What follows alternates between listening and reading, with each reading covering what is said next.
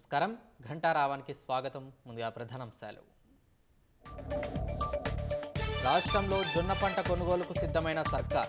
మద్దతు ధరకు కొంటాం, తక్కువ రేటుకు అమ్ముకోవద్దన్న తుమ్మల.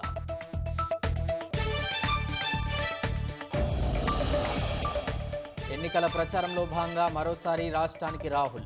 రేపు నిర్మల్, అలంపూర్ బహిరంగ సభల్లో పాల్గొననున్న అగ్రనేత.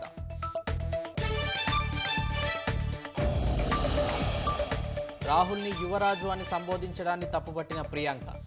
మోదీయే రాజులకు రాజు, షెహన్షా అని కాంగ్రెస్ అగ్రనేత చురకలు. భారత్ను బైడెన్ జెనోఫోబిక్గా అభివర్ణించడంపై జైశంకర్ స్పందన. ఎల్లప్పుడూ విభిన్న వ్యక్తులకు ఆహ్వానం పలుకుతామని స్పష్టీకరణ. ఎండ నుంచి మూగజీవులను రక్షించేందుకు అధికారులు జాగ్రత్తలు. చెన్నైలోని జంతుశాలలో నీటి షవర్లు, కూలర్లు, ఫ్యాన్ల ఏర్పాట్లు.